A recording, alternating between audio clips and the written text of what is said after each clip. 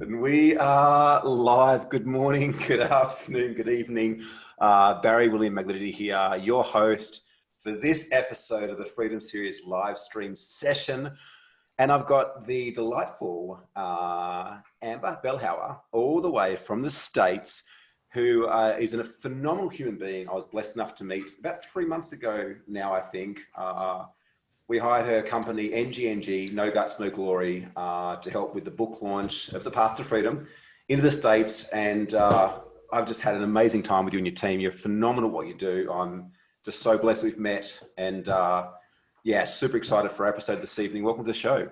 I know. It's so cool because we designed this show, right? The Freedom Series. And it's so neat to be a part of the original idea and then see it come to life. And Barry, your growth with this show is remarkable. The impact that you've made. I know that we're at the stage of launch where it's like, oh my gosh, I'm getting fatigued. Like this has been a lot. It's been a lot. But you know what? Like your launch is Monday.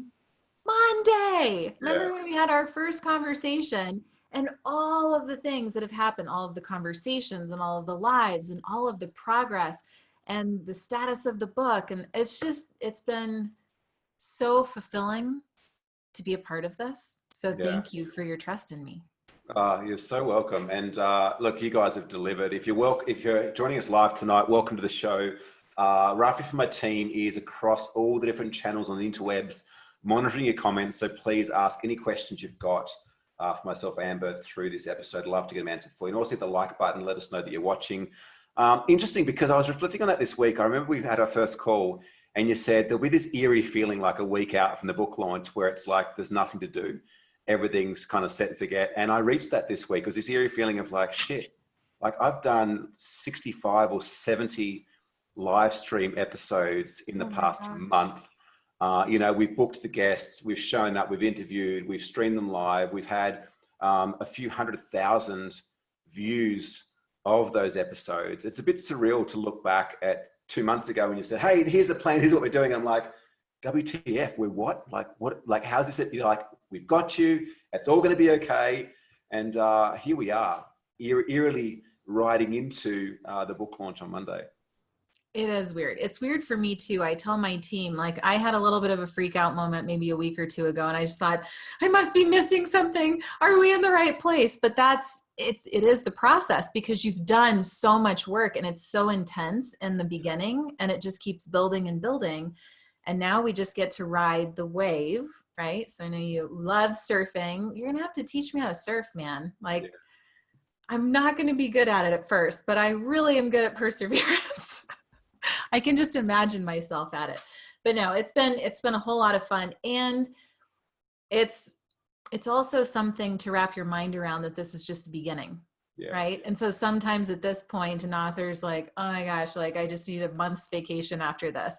When we launched Fix This Next for Mike Michalowicz, it's like he was burning for so long and it was so intense. And then, yeah, he needs time to just recharge his batteries and take a beat from it. And you keep things going, right? But then it's like you ramp up for the next launch, whatever it is. And that's the nature of business. So the lesson is to take care of yourself.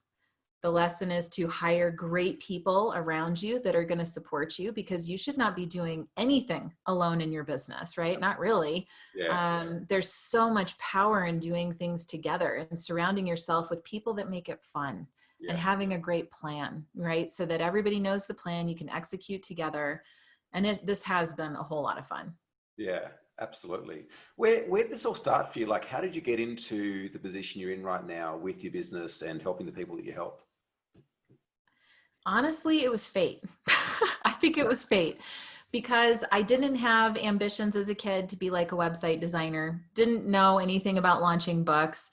And when I went to college, so I'll start there, and I had a mishmash weird degree of like art history and graphic design and marketing. And I was just kind of plugging into different things that I was interested in, like religion and philosophy, you name it.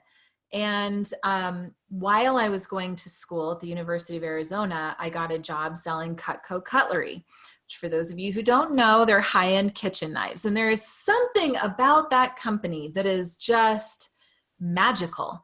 I mean, Didn't John magical. Ruhlin work for the same company? John Ruhlin, Hal Elrod of The Miracle Morning, John Berghoff of Exchange, a lot of Johns in Cutco. Isaac Stegman was a Cutco guy. Like, there's a lot of Cutco people out there. And once you kind of observe that this is something real in the world, like you'll see Cutco people all over the place. And it's almost like, what is up with that company? But really remarkable, kind, ambitious people come from Cutco. And that culture is unparalleled. Like, it's unmatched. I've never really been able to find another organization that has such a strong culture. And I've been trying to adopt that into my own business ever since, because it woke me up. Like, yeah. Cutco woke me up to my potential. And I really soared in that company to the point I was there about 4.5 or 5 years, and I was competing at a national level. I was breaking records. And I got to this point in my growth where I just knew that there was something more for me. And so I put in my notice and I left. I ended up getting this random job that was event planning for a business conference here in Denver, Colorado. And they were teaching entrepreneurs how to get capital into their business, which I didn't know anything about at that time, and then how to grow the business online, which I knew nothing about. And so I was just managing the speakers and doing press releases and learning a little bit about this world. They were building a website for it. And this was like almost 15 years ago. So this is back before really anybody knew what the internet was like they do today, and social media. But I was so engaged and I thought, wow, that looks like a challenge. After that event, I went home and I taught myself code. I built my own website. I started geeking out on SEO. Totally. I was learning about copywriting, and then I was writing about what I was learning, and I didn't know where it was going. So I didn't have a business plan. I didn't have vision, values. I didn't do any of that. And I just put myself out there. And then all of a sudden, this woman from Canada reached out and said, well, could you do that for me? And I said, sure. I mean, it was really that organic. And then I hired a designer freelancer, and then I hired a freelance, developer. And then we were kind of like doing a few projects, and then one thing led to another, and it just built into this amazing business that we have today, where we're doing websites and live streaming and book launches and anything related to building an online business that you can think of, I've had experience with. So it's been awesome. Yeah. Where did the name No Guts, No Glory come from though? Where did that come into it? My childhood, actually. Okay. I'll never forget the day I was sitting in my kitchen, and a mentor of mine at the time said, I think it's time that you officially get an LLC. And I said, okay, how do I do that? And anyway, so I'm sitting there thinking, what is a company name? This feels important, and I don't know. I don't even know if this is going to be a legitimate business, officially. And so I was just thinking, I know I want it to be something meaningful. And I remembered my mom in that moment, who was my hero growing up. She's my hero today. Single mom, and worked very hard to give my sister and I every opportunity. Went to the best schools, lived in great neighborhoods. She was amazing. And she used to say a few key phrases to me growing up. And one was always, no guts, no glory, Amber. So I thought, what better thing to remember every day as I face fears in my business? Because I'm the person that's always going to lean into hesitation and fear, because I want to grow. I want to know what I'm really made of, Yeah. I want to know the impact that I'm capable of. So I named it NGNG. And since then, clients just attach on to that, and it means something to them now too. So it's a really cool part of her legacy, actually. Well, I guess they can feel like earlier guest that I had tonight was all around brand and brand story. And I said, is there a differentiator between brand and brand story and values and vision? He's like, well, no, they're not. They're the same thing. And so I guess that when you share with them about your company name, there's a resonance there. That it's not just a word or a name you've created. There's meaning behind that, which they can feel and articulate in the way that they show up. It's also a very strong name as well. I'm curious to know, do you believe that kind of mentality or attitude that you've had has been the key to the success you've created in business? Because it is actually quite different to a lot of business owners that I meet. A lot of business owners that I meet, they kind of end up in business. They're like these accidental entrepreneurs. they end up in business, but then things start to happen and they tend to hold on to what's safe or what's comfortable. They tend to not lean into the discomfort.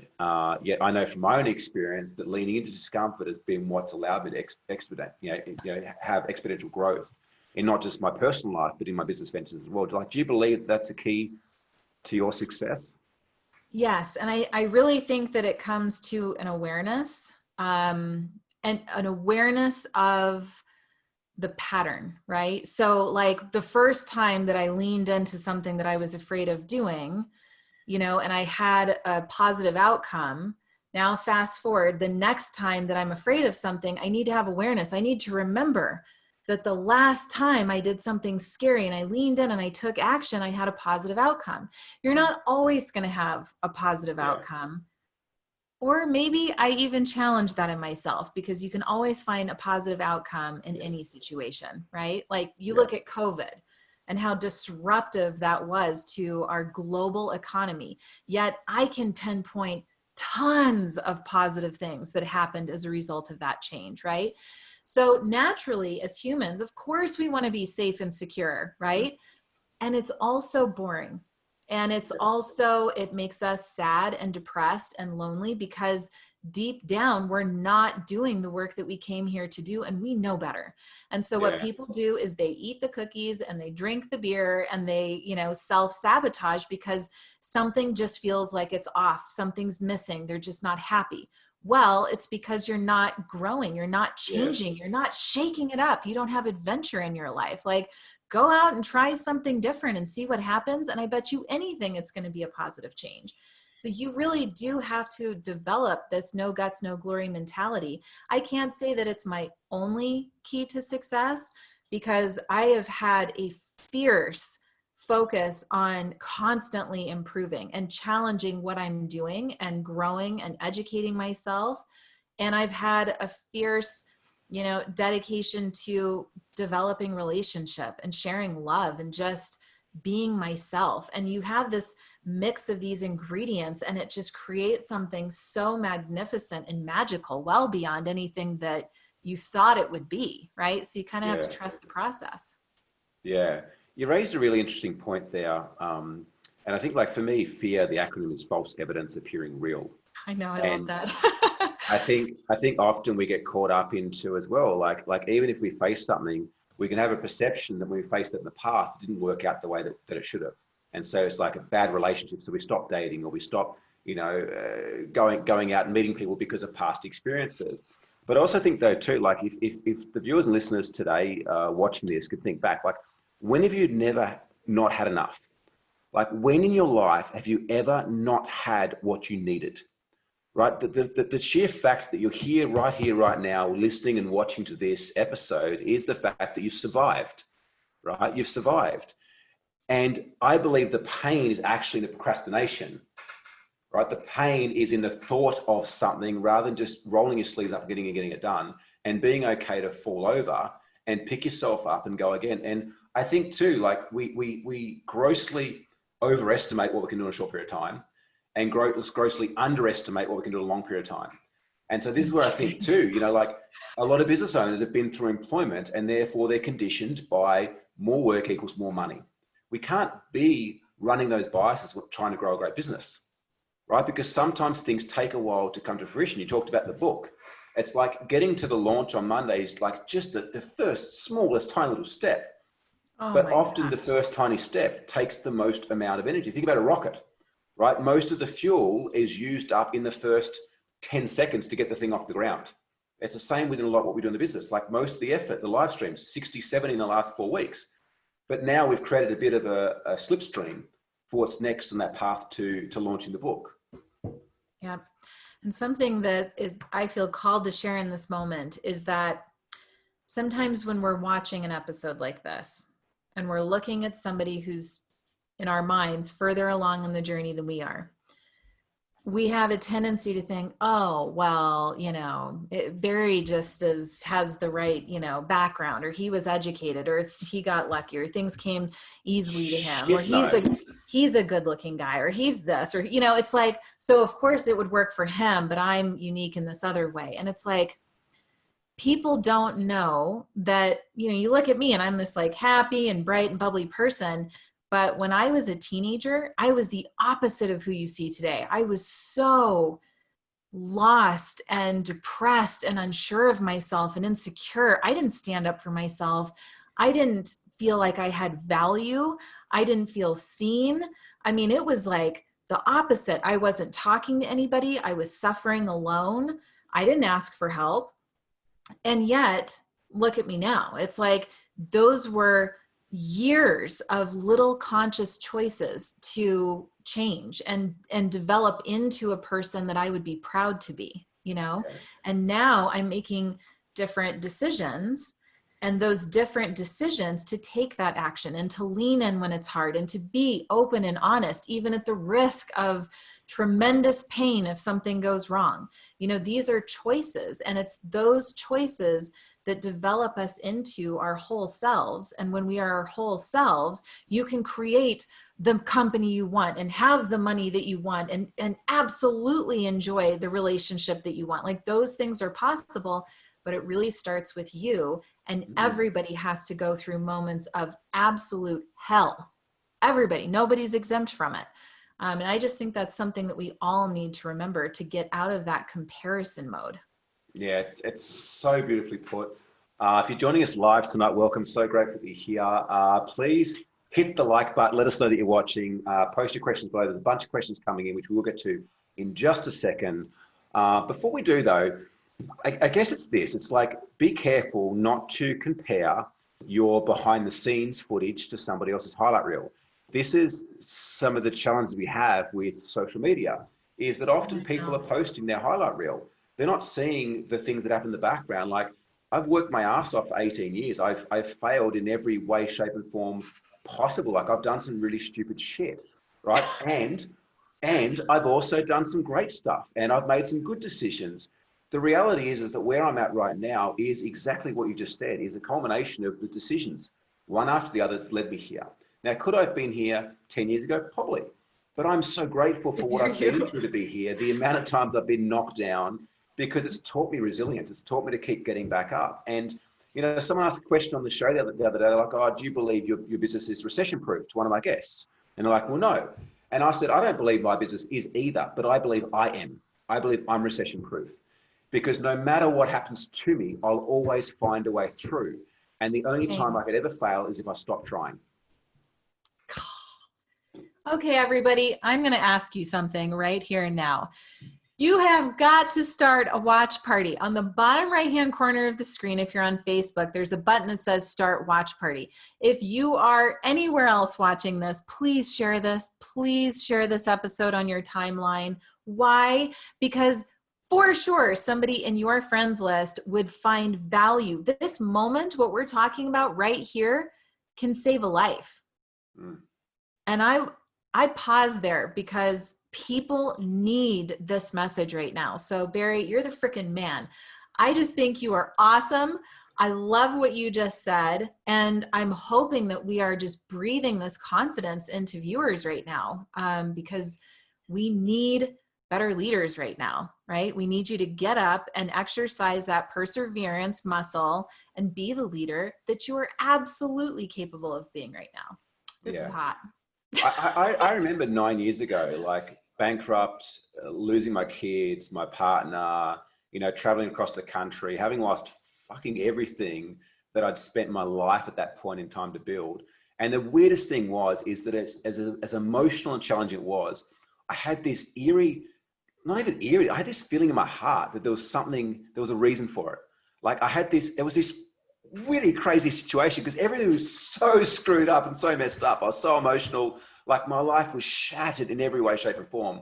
Yet inside of me, something knew that I had to go through that. And I look back now, and had it not have been for that moment and every other challenging moment, I wouldn't be doing the work that I'm doing today as well. And I think this is where perception is so important. And we had a fantastic live stream with Kylie Ryan the other day. It talks about how, you know, we all have this keyhole that we look through, and everyone's keyhole is different. You know, but we never see life the way that life is. We see life the way that we are. And through changing our perception and through changing our decisions, can we change the experience and the outcomes that we create for ourselves. I love this. I'm having so much fun. What was your like adversity, one of your adversities? Oh my gosh, I've had so many. And then we'll get to your questions, guys. Keep them coming through. So many. I mean, I've had people that I put all of my trust in totally take advantage of that and manipulate me and try to control me or keep me small. And it worked for a period of time. I've had people just, I will say, transfer their own hatred in the world onto me. I've been in violent situations. But through all of these different things that have happened, I would say one of my biggest adversities was really working toward and choosing to step into self-love and self-value. Yes. Because growing up, my older sister was like the brightest shining star in the universe. I mean, she was beautiful and super smart, and she had a million friends. She was literally Miss Teen Arizona. She was like a beauty pageant winner. And she had a big, bright personality, and she commanded the attention in the room. And I was the opposite. I was like this little kid. I was an observer. I know we made a comment earlier, we're both observers. And so I would just observe her. I would observe how my parents responded, how friends responded. And it was like I could never get up really the courage to even use my own voice. So I just stayed quiet and observed.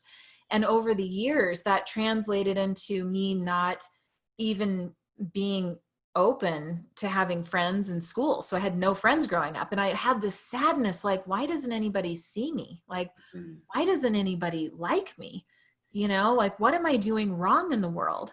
And I didn't, of course, I wasn't mature enough mentally to understand the dynamic. I thought it was like something I was doing that was attracting in this reality, when really it was just the suffering on the inside that created my reality, right? And so this dynamic played on for a long, long time. And it really was my hardest challenge to overcome, of just really seeing that, oh, like, we can be different, and she can be that bright shining star in the universe, but I can be that too. And I just need to start from within and decide, like, what feels good for me and what are my values and how do I want to show up in the world, knowing that I'm unique and I have enormous talent. I am the brightest shining, star in the universe too, in a different kind of way. And how we can both exist in that space. Like, it was very healing for me, narrowing down into my unique ability and focusing on that and in service versus focusing on what I didn't have or comparison to others. And it just was a game changer the more I looked into that. Wow. Thank you for sharing. Just so many bubbles popping off there. There's a few things. I had an amazing live stream episode with Michelle Masters, who's one of my old NLP teachers and change work practitioners. And she talked about, like, it's not a zero-sum game, this whole worth thing. Like, you walk outside and go to get a suntan, like, you tanning yourself in the sun doesn't take the sun away from the person next door or the person down the road. I love that. That's great. And yet we somehow see, like, wealth, or we see business, or we see relationships or materialistic possessions, and we somehow create these beliefs that, that there's not enough to go around. And it's those beliefs that when we start to create them, or we have them on the inside, we naturally have to attract experiences on the outside to create the validation of what we feel most inside. And so as much as you tell yourself a mantra of, like, I'm beautiful, unless you feel it within you and you've done the work inside of you, you will keep attracting situations that validate your innermost dominating thought. Yeah. So I would say to that if we have just small pieces of awareness, like, instead of like, I am beautiful, maybe it's like you can focus on an act of beauty. Like, I opened up the door for somebody whose hands were full and we connected in that moment. And that is beautiful. Therefore, wow, maybe there's something beautiful inside of me. And just the awareness of that and the recognition of that, because most people don't celebrate their wins. You know, we just focus on all of our bad stuff in the closet, you know, and how bad we are and our shame and, you know, all of that. Where the heck did that even come from? Like this is something that I No. just question, like, where the hell did we decide, like, oh, like I can't celebrate my wins because I've got so much guilt and shame there, and like I won't show people this great stuff that I bought for myself or who I am, or therefore I can't really celebrate somebody else wholeheartedly because I've got jealousy. Like, where But the it's heck did this shit come criticism, from? right?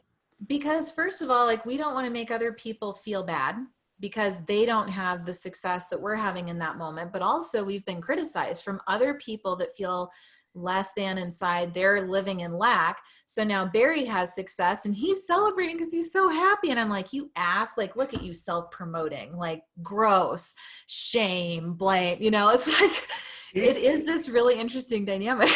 Here's the thing though, something I learned a while ago is that you cannot possibly have something that you despise in others. So you're out there wanting to create more money. You look at someone, you're like, ah, oh, rich asshole, right? You will not be able to create wealth for yourself because that bias side of you energetically is pushing it away outside of you. Yep. Oh, look at that couple, like all over each other, you know, like, why can't I get a date? Like, this is the thing, like, if we can't wholeheartedly celebrate this in others, we can't have it for us. It's the same thing too. Like, if we can't appreciate and be grateful for all that we have right now, and this is where this started for me, right? You talk about we don't end up here. Where it started was like, I realized many years ago, I was like, shit, if I can't find things in my life right now to be grateful for and to appreciate, how's it going to be any different when I've got stuff? Because at the moment I've got stuff. I'm just not noticing what I've got. So like when I get the car or when I get the girl or when I get the money or whatever that is that I'm chasing that I believe is going to give me happiness, I'm never going to freaking appreciate it because I don't know how to appreciate the moment right now. And that was the key part that changed for me is trying to find things like you talked about, like open the door for someone. Like what can I appreciate and be grateful for right now? Because that builds a mentality and it builds a lens to find more to be grateful for. You know, something else that's coming up in me right now is that like in the beginning for me, I mean, really didn't like myself. I was filled to the brim with insecurity and shame and all the stuff. It's so much alike. It's crazy. I know. I think the world of you. So it was so insurmountable. It was like saying, okay, Amber, we're going to go climb Mount Everest tomorrow with no training. It's like, it felt like I was never going to be whole. I was never going to be good. Like I couldn't even imagine a life like what I have today. Couldn't even imagine half of a life like that.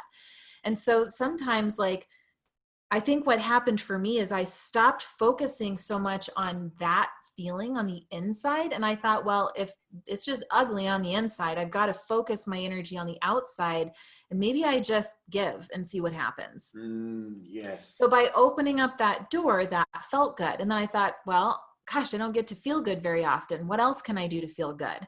And it's like I'd see somebody crying and I'd go up instead of just walking by them and having no awareness. I'd go up and I'd say like, are you okay? Do you need a friend? Do you want to talk about something? Or just like a little love note to somebody, or like just little moments, little tiny incremental things that you can do.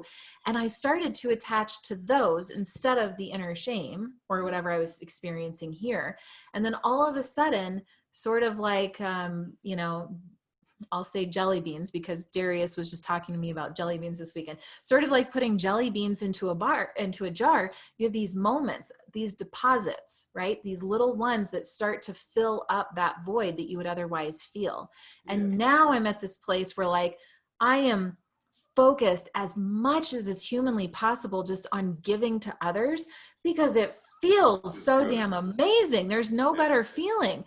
And then it just replaced all of my old crap and my garbage. And by the way, created this incredible company where I'm working with the best people because I'm just focused on giving to others and projecting that outward.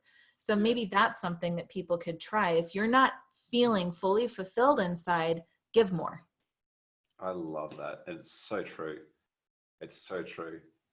Yeah, I can reflect back on moments in my life where I like was focusing way too much on me And it was just like nitpicking all the shit that didn't meet up to this expectation of the version of me I thought I should have been at that point in time. So cool. Who would have thought we'd be down this rabbit hole? I want to go to some questions. If you're watching this live, please put your questions down below and we'll get them answered here. Hit the like button. Let us know that you're watching. And as Amber requested before, start a watch party, because whether this has resonated with you or not, there's people out there that this would resonate with, that need to hear this, that need to start to make some slightly different decisions to move things forwards. And it's that whole saying, the best time to plant a tree was like 20 years ago. The second best time is like right now. Leanne, question for Amber. After listening to the online marketing needs of business owners from local and abroad, could Amber share some trends, like what tools, strategies is beginning to have declining demand? What new trends are taking its place?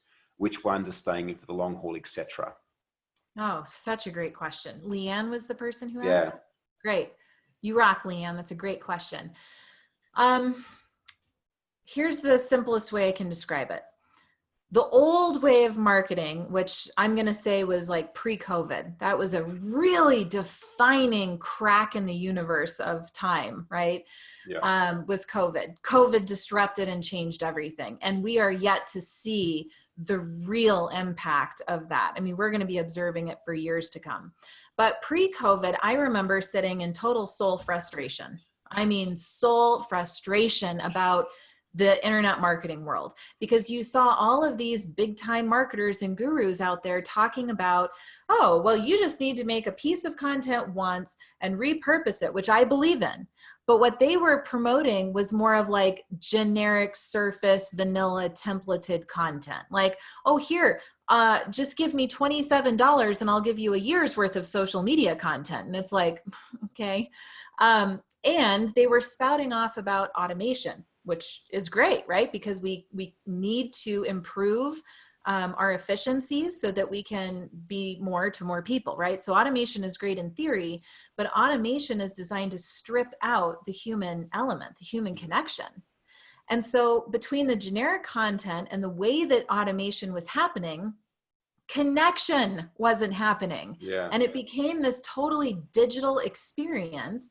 And then add to that people felt like, I don't know who to trust, because there are all of these people that are now great copywriters. They're great marketers, but then I buy into their stuff and it's like full of fluff and I don't have any support and there's no value here. And so then we're conditioned to not trust. And like all of this was happening. And I'm just over here on my platform saying like, guys, there's a better way. And COVID brought all of that to light. So the new way of marketing is about this. What Barry and I are proving to you in this moment. It's about real sharing, open, honest, transparent, right? Vulnerable, not in a way where it's like, oh, I'm crying and it's really intimate and hard, and not that kind of vulnerable. Vulnerable is like, I'm willing to be honest with you. There's strength in vulnerability. Go look at Brene Brown for an example. There's such tremendous strength and power in vulnerability. But what's happening is right now, the marketplace, your community, for sure, your community is just desperate for anything that's real. Something that I can restore my faith in humanity. Please show me that there are good people in the world that are doing good things. We need conscious leaders now more than ever before.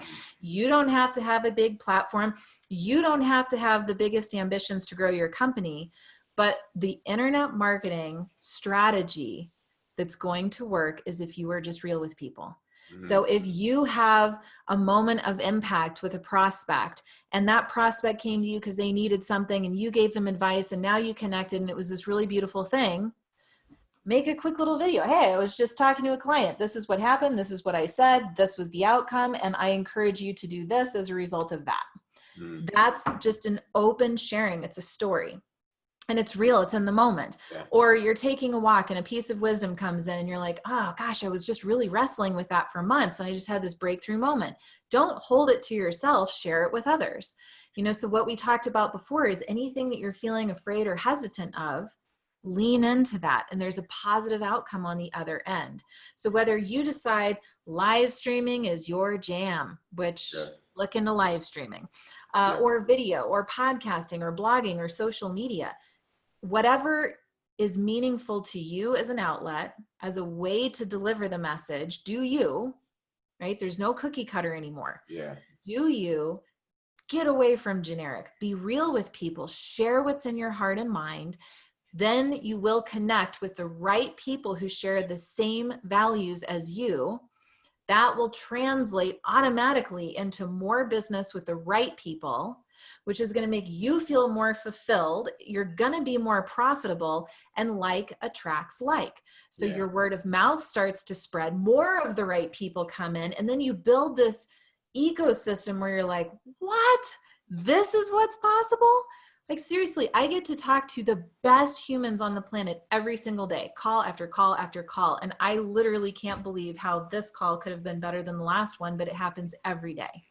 So that's really what I would say to you, Leanne, is if you just focus on trying to connect with people, be real with them, whatever way makes sense to you, I would place all of my chips on that strategy. I really like what you shared there. It reminds me of a story. I remember my first NLP training, and I went in there, and the facilitator, Joe Pane, was standing at the front of the room, and he started to share about the voices that we have in our head. And I was like, holy shit. Like, my whole life at that point in time, I was 26 maybe at that point in time. For like 22 years of my life, I was like, I'm crazy. I should be in a mental asylum. I've got this voice in my head. Like, I can't tell anyone about this. And like, it was just like, bang. I was like, man, everyone has that. And that was the start of a moment of realizing that all this stuff that I've held guilt or shame about, which ties back into our last conversation, my whole life, I'm like, I'm actually not alone. Other people feel that way. And that was a huge shift, because for so long, I'd always tried to be somebody else, somebody to fit in. To fit in with the cool kids or the jocks or whatever it was. It was like the moment that I started to realize, hang on, like, I can just be me. It's like all of a sudden I started to attract my tribe. My relationships improved. My business improved. My social network improved. It all improved because I started to own what was going on for me. And so I just completely back what you share around like being okay to share what's going on for you. And sure, like at first people might not pay attention because the people that you've currently attracted aren't attracted to you, who you really are. They're attracted to who you've been trying to be. So realize there might be a transition time to actually attract your tribe. Question here from Laura from Florida. Welcome, Laura. Question for Amber. Among clients she's worked for, which was the greatest business turnaround she worked on? Like a Cinderella story, but applied to marketing and consulting. Great question, Laura. Oh my goodness, that is a great question. Cinderella story. You know, it's a really good question. I'm searching back through all of the people that I've worked with, Laura. Because in my business, I work with influencers, both big and small. So I've worked with people who've sold millions of copies of books. They have a huge global audience. And I have people who are literally just getting started. And maybe it's a housewife, a stay-at-home mom. And she feels like maybe there's something I can share with the world, and she's scared and doesn't know what to do. And so I found that people come into my world, Laura, when they are ready to really venture off and get serious about their results at either end of the spectrum, right? And so what I find in my work is that my work, yes, like on the outside, I build websites and I do book launches and marketing. But on the inside, it's like these influencers, these conscious leaders, these great humans come in, and I can just see their unique ability. Like I know who they are very quickly. And then I can hold their hand and guide them through, like, here's the structure, like, here's how to do what is unique to you, you know, a meaningful marketing plan and how to build that platform and build the business that you ultimately want. So it's a beautiful journey. I mean, I could say that, you know, even somebody who had all of those fears from the very beginning was scared to get out there and now is, you know, having the successful platform. Yes, that's a story. But they're all like big leaps. They're all kind of Cinderella stories in their own unique way. It's not even necessarily like we grew our profits to this much. I have those stories, but sometimes it's just the incredible growth that that person experienced in the course of working with me too. And that's what I find most impressive. But one woman that comes to mind is this woman named Dr. Afruz. And we had a call about 5 years ago. And at that time, she was a single mom. She was tons of debt, didn't know her purpose, didn't know what to do. She was really just, she came from a culture that basically women were very much devalued and kind of put in a corner, and that's where they needed to stay. And it was like, don't ever open up, don't share your beliefs, don't share who you are with the world. So she had a lot to work through in every way possible. And we had a call, and I was able to take her through a branding process where we were really talking about, well, okay, so I know she has this message, you know, of wanting to help women to reproduce, people that had a lot of health issues or challenges or obstacles to overcome. Like, she had had her own experience, she healed herself, she had these kids, and now she wanted to help others, didn't know how to do it.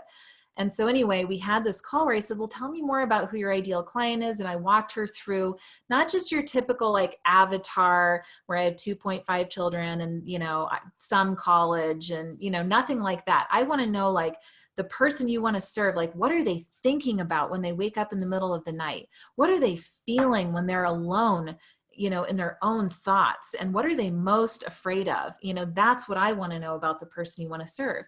So anyway, we went through this whole process. It was only an hour. And at the end of that hour, you saw she had this whole moment of, oh my gosh, the person that I want to heal is really me. And so we had this call, and that was it, right? So she went on her merry way and I went on mine. And 5 years later, we just had a call last week. And it was maybe the most meaningful Cinderella story to me. So your definition of that might be different. But when I think about a Cinderella story, I had this follow-up call with Dr. Fruz after all of those years. And she told me that she became a functional medicine doctor, that she opened up her own practice. She sees more than 60 patients a week. She's on a wait list. She's not only out of debt, but she's grown her whole business. She has stepped into who she really is. So much so, she's not afraid of putting herself out there anymore, that she's doing live streaming Zumba classes. And she is like really putting herself out there. She's sharing her story. She's sharing her energy and her greatness with the world. And at the end of telling me all of this, she said, Amber, it's because of that call. That call completely changed my life. And it helped me see that I'm not serving anybody if I don't fix what's in here and then put that out into the world. And she then told me this beautiful thing about how she hopes that I really understand how much of a healer I am and how huge my impact is on the world because of the work that she has been able to do, the births that have happened, the children that have been born and impacted as a result of that one call. Wow. And that's because, like, she got the guts to even share that with me. Like, most people just have that experience and don't go back to the person and say, wow, you really made this impact. Yeah. But she did. And it was just, oh my gosh, I can't let it go. It was so incredible. So incredible. Such a beautiful story. And they all live happily ever after. Amazing. It's amazing. Amazing. And it's like another question here. Yeah. I got another question here. That was amazing. I could feel that shift and transfer. And I guess you never quite know, like, that one conversation, the impact and the ripple that could create, not just in that person's life, but in all the people's lives that person interacts with as well. And it doesn't matter. Like, that's the thing, is you can't attach to stuff like that. You just have to be in the moment and serve fully. Like, I'm not distracted. I'm not like, oh, hurry up, Afruz, because I got my next call here. Like, I am fully open in that moment to the person that I'm in front of. And when that happens, like, magic unfolds, and then just let it go, just let it be, and just trust that it's all this great design. It always comes back to you. It serves you, fills up your cup. You have more profit. Like, all the things happen. I don't know. It's a beautiful process. You're amazing. You're amazing. I got another question here. Speaking of grit and hard work, if Amber didn't push through with NGNG and online consulting. What was her plan B professional path? You didn't have Oh a my plan B. gosh, Did you I've have a plan never B? been asked this question before. It's such a good one. Yeah. Okay, so when I was 21, I was working at Cutco, and the sales rep came into the office, and he was selling this Tony Robbins conference. Oh, And so it was $500, which to me at that time was like all the money in the world. Like I had to put it on a credit card, and Tony wasn't even there. It was to go into a building and watch Tony on a video screen. Nothing's changed. And so anyway, I had been feeling like there was a book inside of me, which is super weird. I don't know where that intuition comes from, but I knew it. So anyway, I go to this Tony Robbins event. Video night. Video night, totally. There's 100 people in the room. And I was so like small back then, even in my own way. Like I was just nervous to be around people, nervous to face myself. It was not, small is not the right word. It was just so new that I felt like a deer in headlights in some ways, doing this self-help work or self-development work. Anyway, there was an exercise where you put your limiting belief on a board and then you have to break the board with your hand. Now, I took karate for years growing up. So I was like, cool, I got this. Until I was the second to last person in the entire room. And I had gone up the first time. I tried multiple times and I couldn't break that damn board. So then I was crying and I was like, I'm such a loser. And like, of course I wouldn't be able to break the board, you know, and it's like,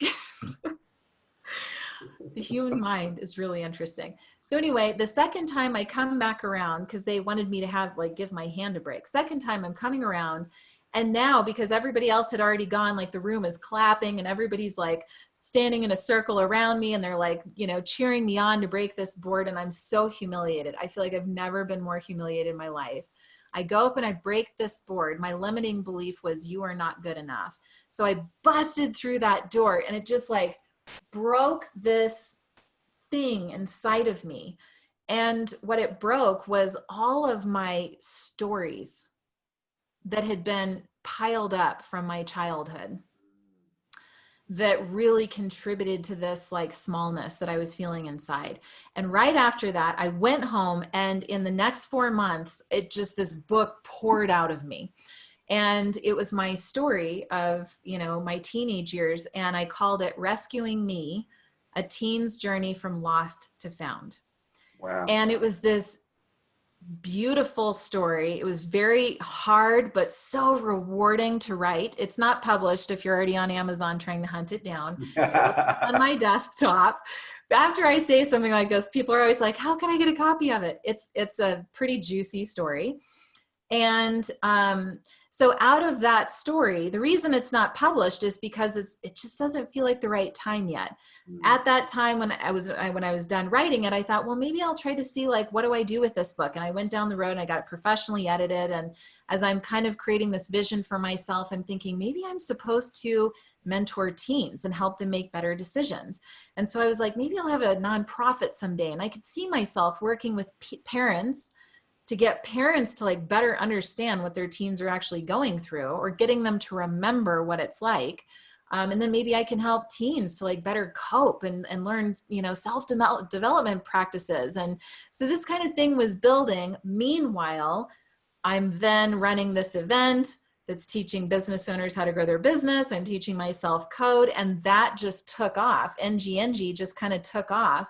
And there was a moment, like the first 5 years, I always thought there was some better, bigger career headed, you know, into my future that had nothing to do with website stuff.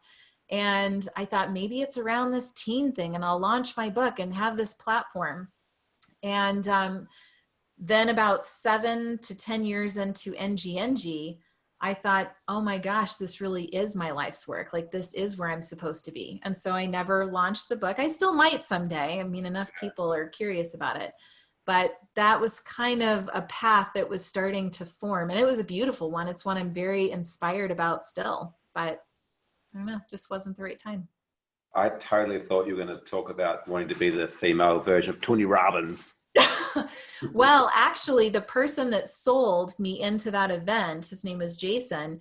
He was like the main salesperson for 3 different states, some division. And he saw how I was crushing it at Cutco. And he started having conversations with me on the side saying like, could I groom you to take over my role? Because I'm headed to Fiji or wherever it was to work more directly with Tony, and I need somebody to replace me. And I was like, holy shit, this is an opportunity of a lifetime. Yes.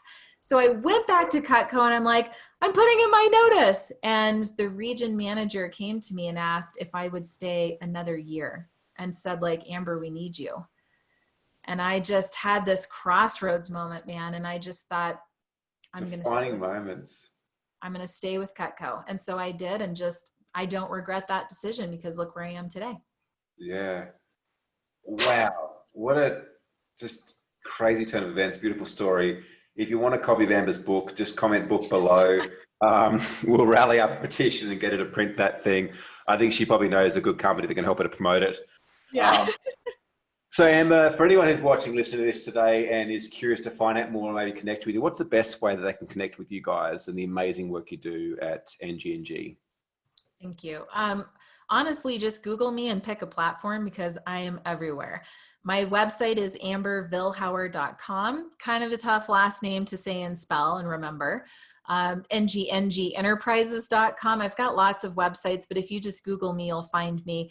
I've got hundreds of really high value videos on YouTube about anything you can think of related to internet marketing. So a lot of people like to just sit there and absorb all of the videos or check me out on social media.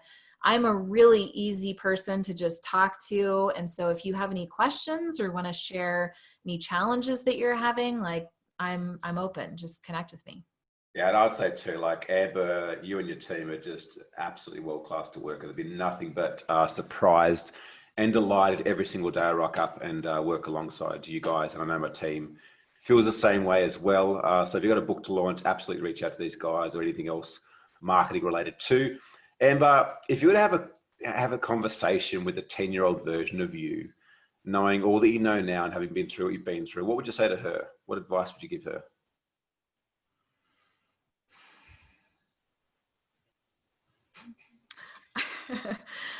I would say lean in. That's what I would say. That's what I would say to everything. Like even love. Lean into love. Don't be afraid of it. Don't say like, oh, but I might get hurt. You know, I don't know. Like, or lean into growth in your business. Like, oh my God, I don't know if I should do this or I could do this, or maybe I'm not capable, or maybe I'm not smart enough, or maybe this. Like, lean in and just see what's possible. Fantastic advice. We've covered a lot of ground. We've talked about a whole bunch of stuff. And what I love the most about this series is that, like, I never know the conversations are going to unfold. And I believe that they're always divinely timed in terms of the message and what's comes through. And yeah, super grateful to have you on the show today. For all those who've watched this live or the replay, thank you so much for your support. I really appreciate you. If you're an entrepreneur or business owner, you are looking to create a profitable and purpose-driven business that can work without you, my 18 years of business experience building my own companies and coaching many others to do the same is within this book. I'm so grateful and proud to have this come out on Monday, the 3rd of August. We'll put a link below, get access to the pre-release copy. I think it's like $22 American. There's a bunch of bonuses that will be cut off midnight, Sunday night, and then it'll be on Amazon for like 30 odd bucks. So yeah, grab your copy now. Would love the support. And honestly, it will change your life should you choose to make the decision to buy it. You read it and implement it. I'm buying copies for my entire company. And not just because it's you, like it's a phenomenal book. I read the book a few weeks ago. It absolutely changed my life. It changed the future of my company. I was immediately putting things into motion while I was reading it. I've marked it up. By far one of the best books that I've ever read, honestly. Thank you. And so I do encourage anybody who's in business, if you're a solopreneur, get it for you and some of your friends, your colleagues that you're masterminding with. If you have a bigger company, get it for you and every single member of your team, even freelancers. I'm buying it for my freelancers because I want us all on the same page so we're all rowing in the right direction together. So it's such a good book. It's so true. Like one of the biggest things that creates resistance in an organization is change. And typical entrepreneurs are always creating change. And so I can imagine, and I know for a fact, we see with our clients that you go to start to implement systems and processes and the things that I talk about in this book to get you to position where it's profitable and can run without you. There's often a lot of resistance from employees. And so that's been my advice to people is buy a copy for your staff, have some sort of a setup where you read a chapter a week or every couple of weeks and you gather around together at a weekly meeting, have a conversation, choose what to implement as a team. So you get their buy-in because you cannot create a business that works without you on your own. That's the reality of it. Like you need A players that are in there with you doing what they love so that you two can do that as well. And the best way is to all have a copy and to be implementing together. Such good advice. I hope everybody really caught that. Watch the replay again if you need to. That was really good advice. Amber V, I'm so grateful for you and for your whole entire team. And I've had such a fantastic stream with you today. Thank you so much for everyone who's tuned in and watched wherever you are in the world. Make sure you hit the like button. If you got a lot out of this or even something out of this, I highly recommend that you go and start a watch party. Button on the bottom right-hand side to share it amongst your network as well, because I think more people need to hear what was shared and what was discussed. So as well, Amber, thank you so much. Thank you. Thanks everyone. Bye-bye. Thank you so much for tuning into this episode of the Game Changers podcast. There's a couple of things I'd love you to do to help us and help yourself to spread the message further. Make sure that you like the Game Changers on Facebook, Instagram, YouTube, Twitter, LinkedIn. Please subscribe by clicking the link below to ensure that you keep up to date with the weekly episodes we share here at the Game Changers podcast with amazing entrepreneurs and business owners around the world. And of course, like if you're in a position where you may be overwhelmed with business or looking for a way to grow faster, more effectively, and you realize that the key to success is being surrounded by amazing people who have been there and done that before, I'd like to invite you to apply to have a game plan session one-on-one with one of my team here at the Game Changers. There's no cost if you get through. All that we ask is that you are doing a minimum of $250,000 per year to really be able to utilize the strategies and tactics and the mindset shifts that we share with you, that you're coachable, that you're a decent person, and you're willing to take on board some advice. If not, that's totally cool. But I know for me, I wouldn't be where I am right now without the support of so many mentors and coaches and resources along the way. And I'd like to pay that forward and give back to you the opportunity to work with us one-on-one for free to put together a customized game plan. And the reason we're doing this is a couple of things. Number one is that sometimes it's just the smallest thing that can make the biggest difference. And I think that entrepreneurs and business owners have the opportunity to change the world. And if we can maybe help you to make the smallest shift to change your life and your world, you're changing ours in return. The second thing is that we are always looking for amazing clients to work with and to welcome into and invite into the Game Changers community. And so if at the end of the call, you do feel that there's a huge amount of value there, that we feel that there's a great values fit there, we can have a conversation about working together. But this game plan call, there's absolutely no obligations to work with whatsoever. Allow us to help you with the years and years and years of knowledge that we have in growing and scaling great companies. And I think that business owners are the future of the world. If there's a way that we can help you to create a better business, more profit, more fulfillment, more fun, I would love the opportunity to do that now. So click the link below, book your game plan session, make sure you follow us on social, and start today with the latest episodes of the Game Changers podcast. My name's Barry William Maglidi. Thank you so much for your support and look forward to seeing you next one. Bye for now.